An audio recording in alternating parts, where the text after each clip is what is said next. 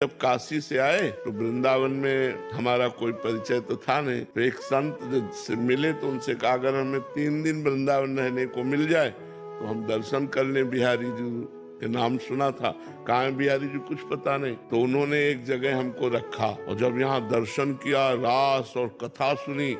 उस समय बड़े सिद्ध महापुरुष थे मथुरा दास जी, वो भक्तमाल की चर्चा करते थे, बड़े सिद्ध, वाणी से अमृत टपकता उनकी। अब तो मन रम गया और जिस आश्रम में रखा वहां संत सेवा होती थी, तो वहां हटाने का कोई नाम नहीं था। तो 2-3 महीने व्यतीत हो गए, लेकिन वहां वातावरण जो था वो आश्रम का था और काशी में घाट में रहते एकांत वातावरण में, तो एकदम मन भागा कि एकांत मिलना चाहिए जिससे हम निरंतर भजन कर सके। अब वहाँ एकांत तो हमारा कोई परिचय नहीं। मदन मोहन का टीला देखा है? इस टीले पे चढ़ करके एकांत में दोपहर के समय खूब रोए भगवान से आर्त भाव से।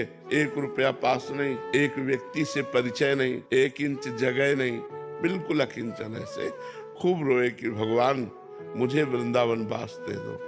कहीं भी अगर एक कोने में मैं पड़ा रहूं, वृंदावन से कभी बाहर न जाऊं तो मेरा जीवन सार्थक हो जाए। प्रभु अब मैं रास के बिना नहीं जी सकता, अब मैं वृंदावन के बिना नहीं जी सकता। रोए बच्चा, जब खूब रोए, घंटों रोए और रो करके अब सोचा कि अब चलो काशी चलते हैं। पुनः जैसा हमारा जीवन था, तो जो ही उतरे तो एक छोटी सी इतनी बड़ी लाली गौर वर्ण की हमारा चला पकड़ा। दोपहर का समय था और बस ऐसे घूमने लगी चारों तरफ और बोले थी जाएगो बाबा जाएगो। तो हमारी तो कुछ समझ में नहीं आ रहा था क्योंकि भाव में एकदम उतरे थे। अचला छीना ऐसे चल दिया। जब आगे चले तो हमारे दिमाग में आया ये लाली क्या कह रही थी, जाएगो बाबा। हम ऊपर सोच के आए कि काशी जाना है, ये क्या, ये लाली क्यों।